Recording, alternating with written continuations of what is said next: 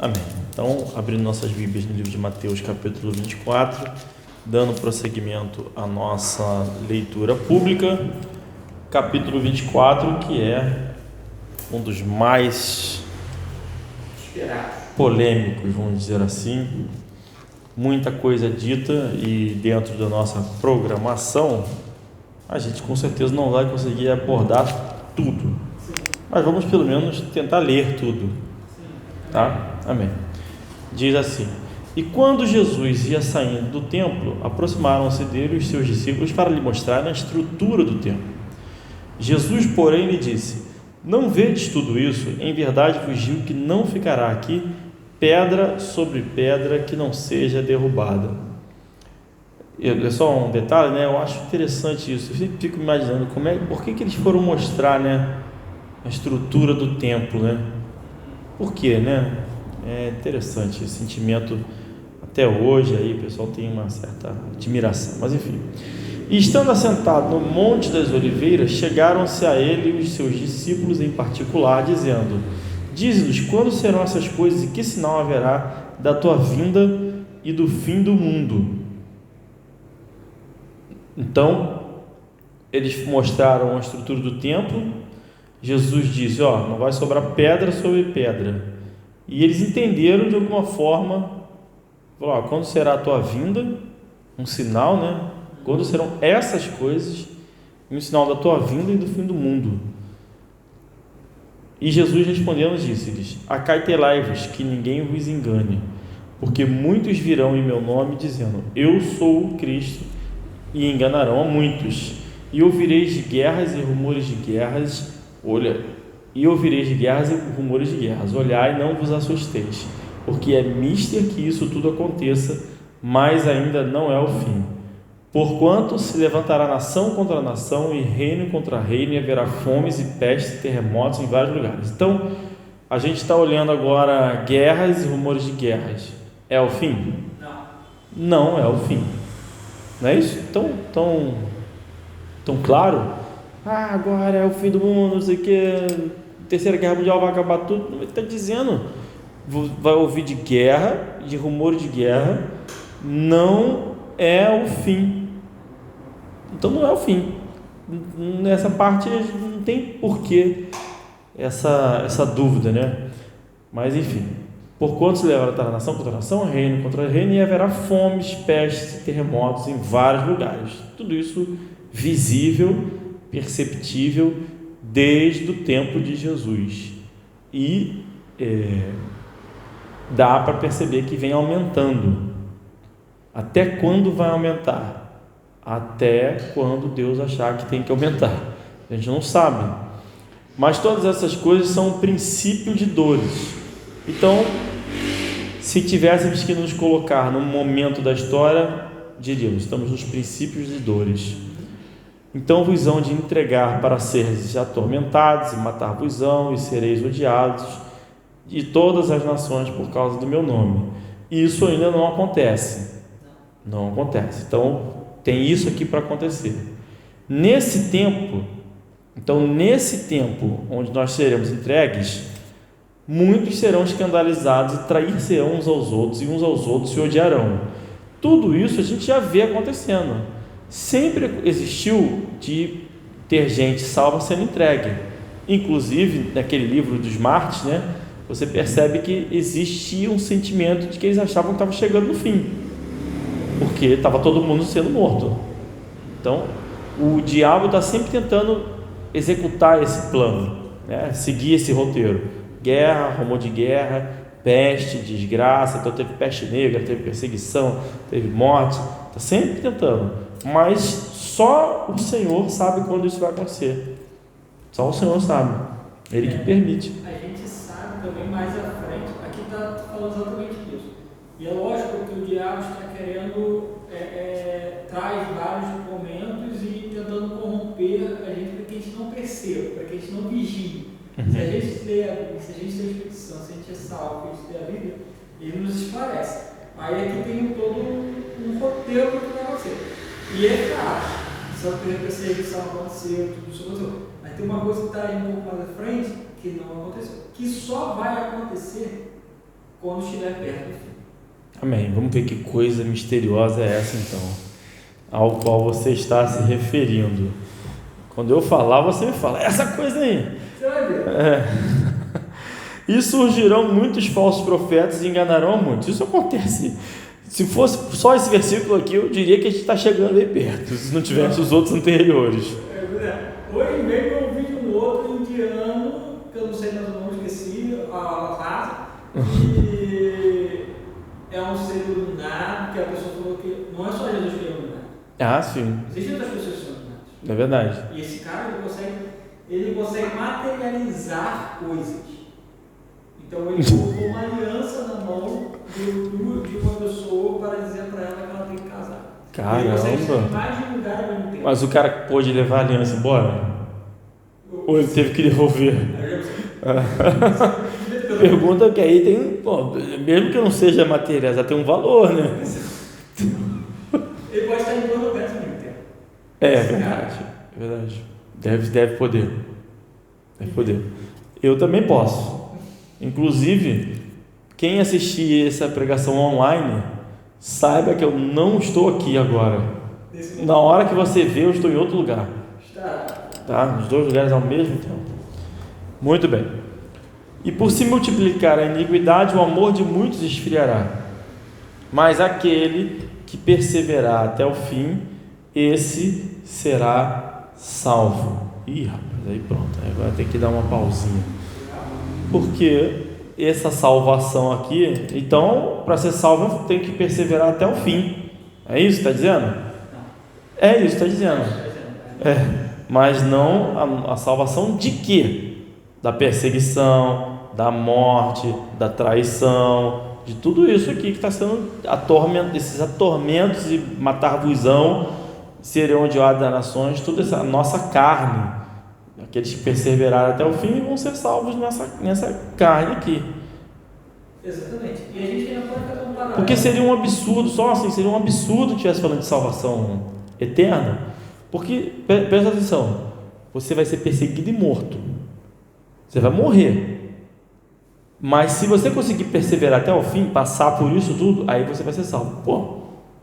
Então o cara que morreu não foi salvo, porque ele não perseverou até o fim. Ou estaria dizendo assim, não, aquele que perseverar até a morte.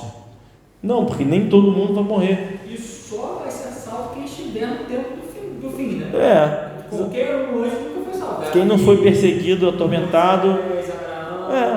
Paulo. É um absurdo isso. Não foi perseguido, não foi atormentado, porque está falando do fim. Não, porque o cara pode falar assim, não, esse perseverar até o fim é de você, por exemplo, eu estou disposto a morrer por Jesus. Então eu vou até o fim, vou morrer.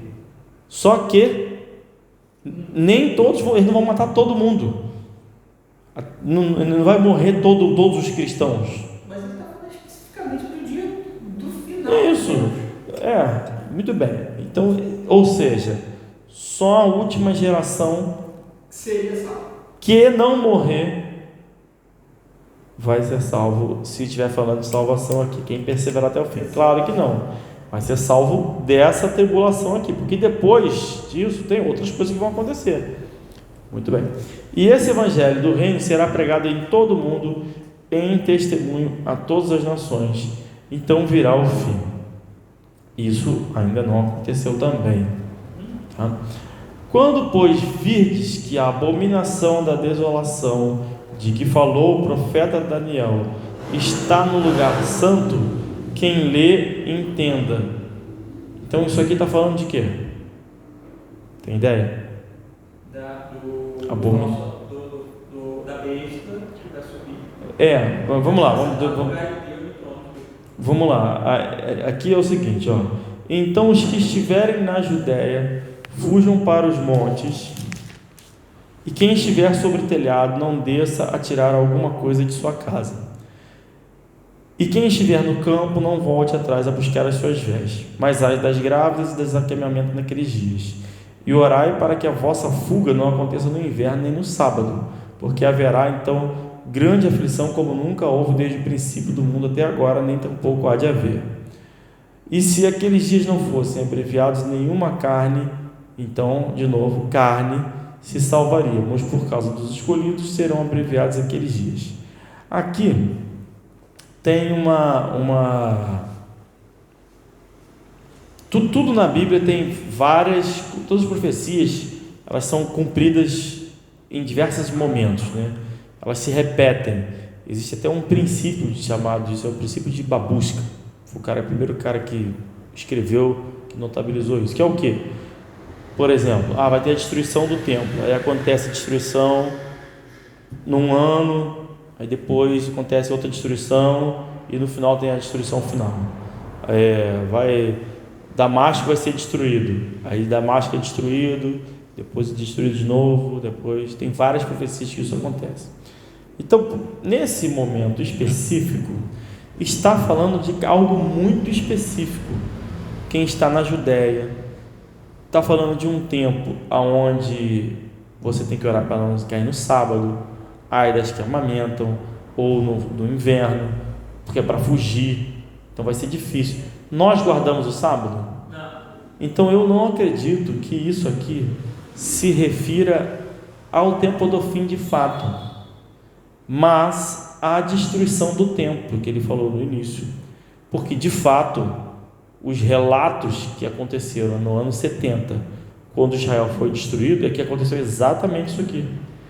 Dizem que o chão de Jerusalém ficou totalmente vermelho de sangue, de pessoas que foram mortas. Então tem essa aplicação que aconteceu especificamente na Judéia. Efetivamente as pessoas fugiram, efetivamente muitos salvos, crentes, cristãos fugiram para os montes. Então algo que aconteceu, mas que se repetirá no fim. Então é uma aplicação temporal que as pessoas viram. Jesus falou da destruição do templo, não ia ficar pedra sobre pedra, e também final. É o que eu entendo. O que eu entendo desse texto, para mim, pelo menos, é que tudo bem, isso de fato aconteceu, muitas coisas se repetem, conforme a gente falou. O diabo tentando reproduzir coisas para confundir os crentes. Exatamente. E também, essa parte não é só para confundir os crentes que o diabo tenta reproduzir, não. Ele também não sabe. Então ele está sempre pronto. Não é nem que Jesus não sabia. O pai é quem sabe. Então ele está sempre pronto para. Tanto é que diz lá que quando ele for solto, ele sabe que seu tempo é curto. Então ele está pronto para fazer o que tiver que fazer. Então ele vai sempre estar reproduzindo. Tem sempre um candidato a falso profeta, um candidato a alguma coisa, um cara para dominar o mundo, sempre pronto para isso. Do mesmo jeito que você falou que está aumentando em algumas questões, é exatamente isso. As coisas estão sendo preparadas para o momento final, onde aquele que é a abominação de Daniel, da desolação de que falou o profeta Daniel, ele vai se assentar no trono de Deus e vai diminuir. E nesse momento, aí fica bem claro, vai ficar muito claro para os crentes que está no fim, cara. É só para, assim, dizem, né, que eu não estava lá, e não é bíblico, então assim, as pessoas, são os relatos das pessoas, né? Dizem que quando Roma invadiu, né, destruiu Jerusalém por causa das constantes rebeliões que tinham, eles não só roubaram todos os tesouros do templo, levaram para Roma, como de fato o representante lá de Roma, não sei se foi o imperador, quem lá foi, que sentou-se lá como se fosse o governante mesmo. Dizem que isso aconteceu. Eu não estava lá. E aí eu não sei. Outra coisa, né? Dizem isso naquela época, não sei como é que foi, mas Jesus Cristo, quando ele vier, todos. Sim. Sim. Não, mais um sinal de com certeza. Vai ser muito claro para os crentes que está acontecendo, que está no final dos tempos. A gente não vai ser pego de surpresa nesse sentido. Sim, não, nesse sentido não. Inclusive, até aqui nesse mesmo texto diz, né, que é porque esse é um capítulo difícil, porque ele vai e volta o tempo todo. Então ele já encerrou um pedaço, porque ele falou, ele vai e volta.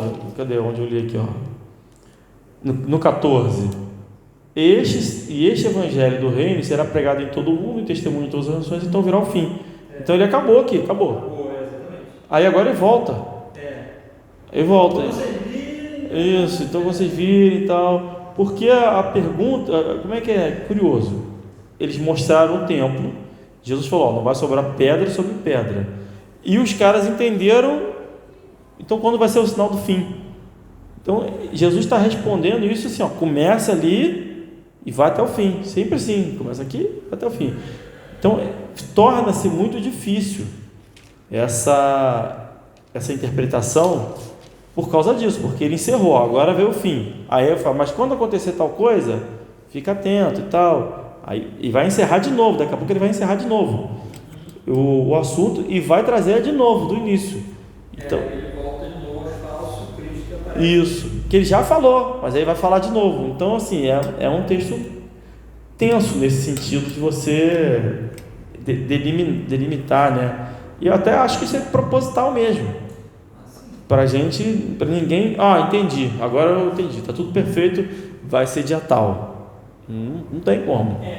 Eu acredito que seja de propósito para que os que não são salvos, para aqueles que não têm humildade, permitir que o Espírito Santo esclareça os pontos, não consigam entender mesmo. E os falsos profetas possam se manifestar. Porque eles aproveitam disso aqui, tem revelações e tudo mais, e vão falando as coisas, e que faz algum sentido até o versículo 14, por exemplo. A partir do 15 já não faz mais. E aí assim vai, porque todo falso profeta ele usa parcialmente a Bíblia. Muito bem, onde eu estava, nenhuma carne se salvaria, 22, mas por causa dos escolhidos serão abreviados aqueles dias. Então, ou seja, é que ele acabou de novo. Ele acabou de novo. Ele foi e acabou de novo. Aí vai voltar do início de novo. E se alguém vos disser: eis aqui o Cristo, que ele já falou antes, ou ali, não lhe deis crédito, porque surgirão falsos cristos e falsos profetas e farão tão grandes sinais e prodígios que, se possível for, enganariam até os escolhidos. Então esse é um sinal. Esses sinais, para mim, são sinais que são sempre graduativos, sempre crescentes, porque os falsos cristos já o próprio a gente vai ver na própria Bíblia falando, né? Já é manifesto o espírito do falso Cristo, né? Então, desde aquela época, e vai crescendo. Porque assim como um relâmpago sai do Oriente e se mostra até o Ocidente, assim será também a vinda do Filho do Homem. Então, de novo, ele encerrou o negócio de novo. Encerrou. Agora sim, todo mundo viu de novo, todo mundo está vendo. No globo, está querendo dizer que é todo mundo ao mesmo tempo. Porque onde quer que estiver o cadáver, ali se juntarão as águias. É engraçado, desculpa, em Mateus 24, em Marcos 13, que fala sobre as mesmas coisas, ele fala assim: porque se levantarão falsos cristos, falsos profetas para o sinal prodígio, para enganarem, se o for está em itálico, então assim foi adicionado para tentar dar se possível até os escolhidos. Em Mateus esclarece esse ponto, ele está escrito: se for possível, mas a questão não é que seja possível, isso não é possível enganar os crentes. Sim. Porque lá em Mateus ele fala: porque se virão falsos cristos, falsos profetas, farão tão grandes sinais e prodígios que, se possível fora, enganariam até os escolhidos. Que não é possível. Por que não é possível? Não é possível enganar os escolhidos. Amém. É óbvio, né? Quem tem o Espírito Santo não vai seguir, porque Jesus falou, que as minhas ovelhas ouvem a minha voz. Então não vai seguir o falso pastor. Eu fui pegar esses textos e eu fui pensando que as pessoas podem usar contra em algum momento. Sim, e isso é usado sim, para dizer que tanto o cara pode estender isso até a perda da salvação. Pode enganar, mas não é possível. Porque onde quer estar? E logo depois da aflição daqueles dias, o sol escurecerá e a lua não dará sua luz, as estrelas cairão do céu e as potências dos céus serão abaladas. Então, logo depois do que o relâmpago sai do Oriente, se mostra até o Ocidente, até a vida do Filho do Homem. Tudo isso aqui vai acontecer. Então, esse evento não precede a vinda de Cristo, como se anuncia agora com eclipse, não sei o que e tudo mais. esse exemplo, esse evento é logo depois. Logo depois. Muito bem. Então aparecerá no céu, o sinal do Filho do Homem, e todas as tribos da terra se lamentarão, e verão o Filho do Homem vindo sobre as nuvens do céu, com poder e grande glória. Ele enviará os seus anjos, com rijo clamor de trombeta, os quais ajuntarão os seus escolhidos, desde os quatro ventos, de uma a outra extremidade. Então, aí aqui vem aquela questão, né? É o arrebatamento. Olha como é que ele está descrevendo o arrebatamento aqui. Como um sinal no céu, aonde todas as tribos da terra se lamentarão e verão o Filho do Homem vindo sobre as nuvens do céu com poder e grande glória, e ele, o Filho do Homem, né, enviará os seus anjos. Esqueci de botar o microfone, deixa eu botar aqui. Enviará os seus anjos com rijo clamor de trombeta, os quais ajuntarão os seus escolhidos desde os quatro ventos, de uma ou outra extremidade dos céus. Então, o arrebatamento secreto. Nós estamos aqui agora, você foi arrebatado, eu fiquei. Pode acontecer? Não. Você é salvo. Não, sim, mas eu não estou vendo nada no céu. Está escrito aqui, aparecerá no céu o sinal do Filho do Homem. Todo mundo vai ver e vai se lamentar. Não é um negócio secreto. Por mais que ele vai dizer mais à frente, em algum momento, que vai ter duas pessoas no campo, tal, um vai sair ou não, mas está todo mundo vendo o que aconteceu. Isso é um sinal, é algo visível, perceptível. Aprendei, então, encerrou de novo, vamos lá. Aprendei, pois, esta parábola da figueira.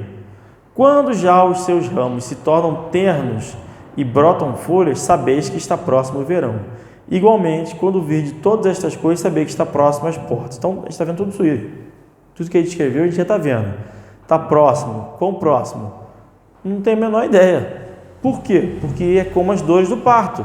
Elas vão crescer em intensidade e frequência. Amém. O céu e a terra passarão, mas as minhas palavras não hão de passar. Mas daquele dia e hora ninguém sabe, nem os anjos do céu, mas unicamente meu Pai. E como foi nos dias de Noé, assim será também a vinda do Filho do Homem. Aí o pessoal pega isso aqui, faz um lamaçal, que tinha lá os nefilins e não sei o quê, e eu fico meio assim, como um bobo olhando, porque ele mesmo explica como era, o que ele está querendo dizer com isso. No próprio texto, não está falando de nefilim, de gigante, nada disso, está falando, não, porque assim como nos dias anteriores ao dilúvio, comiam, bebiam, casavam e davam-se em casamento até o dia em que Noé entrou na arca. Ponto. Ah, mas o que isso quer dizer? Ah, que tinham casamentos os filhos de Deus, as filhas de Deus. Não. E não perceberam, até que veio o dilúvio e os levou a todos, assim também será a vinda do Filho do Homem. Poxa, está tão explícito, né? Ou seja, estava vivendo a vida dele, não. Distraído. Não sabendo das coisas de Deus. É isso que está dizendo aqui. Estavam casando, curtindo, vivendo a vida normal e de repente veio o dilúvio e matou todo mundo. É assim que vai ser, porque as pessoas... Isso, olha para a nossa igreja. É assim que é mesmo. As pessoas não estão nem vindo para a igreja. Imagina prestar atenção no que a Bíblia ensina. Amém. Entendeu? Então, isso aí.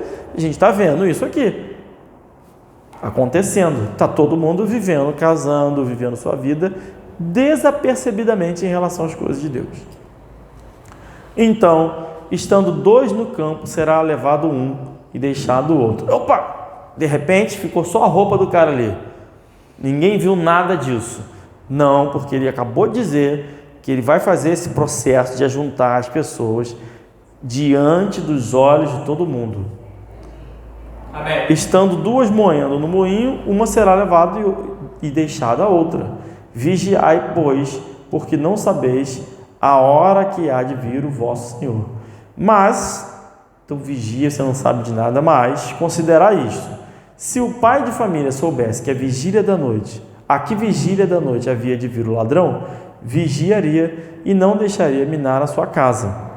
Por isso, estáis vós preparados também, porque o Filho do Homem há de vir a hora em que não penseis. Então, tem sinais que precisam acontecer, a gente sabe os sinais que precisam acontecer, Ele disse os sinais que vão acontecer, mas é para nós vivermos como se fosse acontecer hoje. E talvez por isso ele permite que o diabo, inclusive, Faça tudo isso. Porque o diabo vive como se fosse hoje. O diabo está sempre pronto. Sempre pronto. Se acontecer qualquer coisa, agora vai construir o terceiro templo, ele está pronto para fazer. Pronto. E a gente está vivendo como nos dias de Noé, sem perceber? Não, espero que não. Por isso, estáis vós preparados também, porque o Filho do Homem age ali. Quem é, pois, o servo fiel e prudente, a quem o seu Senhor constituiu sobre os seus servos para dar-lhes o sustento a seu tempo? Bem-aventurado aquele servo que o seu Senhor, quando vier, achar fazendo assim. Então, bendito, abençoado, aquele que quando Jesus vier, vai ser encontrado trabalhando para o reino de Deus. Em verdade vos digo que o porá sobre todos os seus bens. Então a galera aí da teologia da prosperidade devia estar preocupando em fazer a obra de Deus, que vai, imagina, todos os seus bens, hein? Coisa pra caramba, hein? Mas se aquele mau servo disser no seu coração, o meu Senhor tarde virá, e começar a espancar os seus conservos e a comer e beber com os ébrios, virá o Senhor daquele servo num dia em que não o espera, em que o não espera, e a hora em que ele não sabe, e separá-lo-á e destinará a sua parte com os hipócritas. Ali haverá pranto e ranger de dentes. E aí o que? Falando sobre o servo, como vai ser separado a sua parte e dar com os hipócritas e haverá pranto e ranger de dentes. Bom, aí ele começa dizendo, né, sobre o servo fiel e prudente. O 45. Quem é, pois, o servo fiel e prudente? Então ele está fazendo uma distinção entre dois tipos de servo: o fiel e o prudente. Na outra parábola, quando ele fala dos talentos, como é que ele fala? Ele fala: servo bom e fiel, entrai no gozo do meu Pai. Então, o que vai entrar é o servo bom e fiel, tá? Na outra parábola, a gente sabe quem é o servo bom e fiel. Aqui ele não está descrevendo. Ele fala para esse que é o servo bom e fiel que fique vigiando ali, para dar o sustento no seu tempo, né? Para dar-lhes o sustento no seu tempo. Mas dentre esses, bem-aventurado aquele servo a quem o seu Senhor quando vier achar fazendo assim. Então, quem é o servo bom e fiel? O salvo, aquele que dá frutos, né? Porque a parábola do talento o cara recebeu um talento, ele devolveu outro talento. O outro pegou o talento e guardou o talento. Ou seja, ele não deu fruto. E até o pouco que ele tinha foi tirado. Isso é dito em vários momentos no Novo Testamento, né? É a árvore que dá bom fruto, a árvore que não dá fruto. Ou seja, é o salvo em geral. O salvo em geral. Se você me permitir falar um pouco mais sobre isso, mesmo que se fossem como as pessoas que não creem em Jesus Cristo, que são salvos pelas obras, por serem servos bons e fiéis, ninguém se salvaria, porque ninguém conseguiria se manter firme até o fim, sendo bom e fiel. Claramente isso.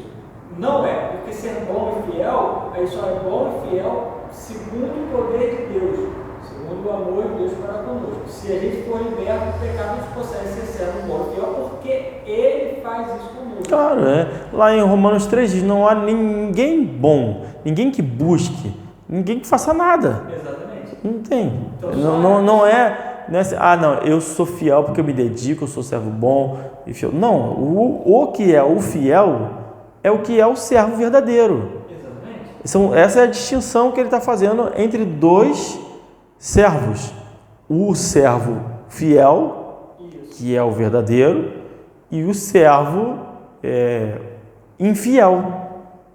E esse infiel é no sentido de não ser salvo mesmo. Não ser salvo.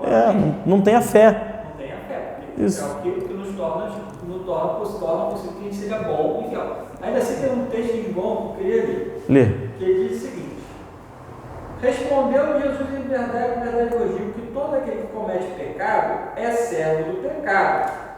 Ora, o servo não fica para sempre em casa, o filho fica para sempre. Se, pois, o filho vos libertar, verdadeiramente sereis livres.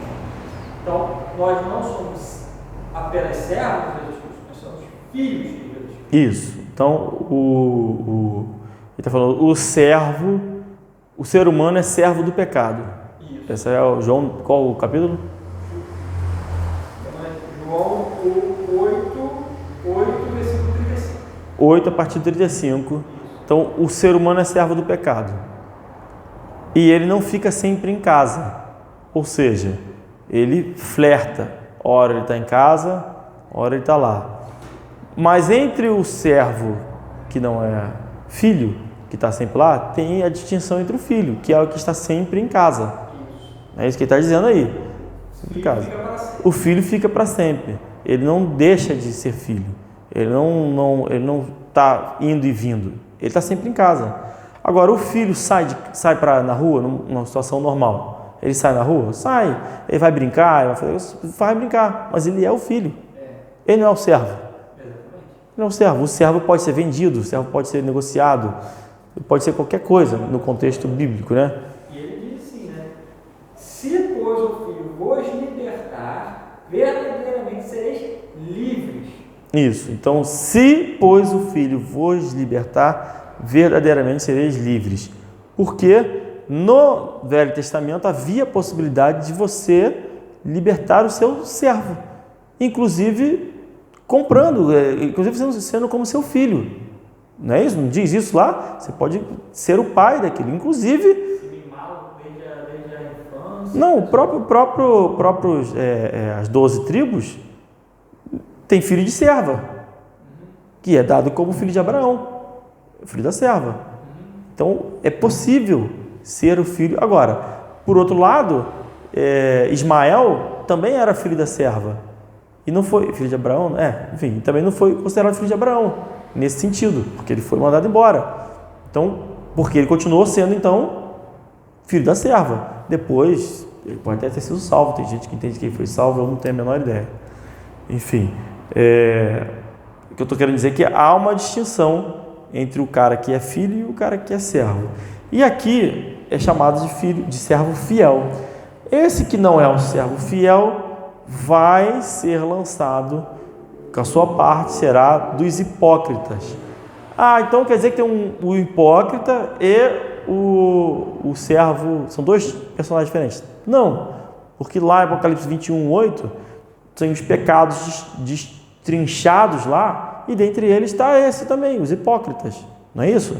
Então todos esses fazem parte do grupo dos que vão sofrer com pranto e ranger de dentes no lago que arde com fogo e enxofre. Amém? Amém.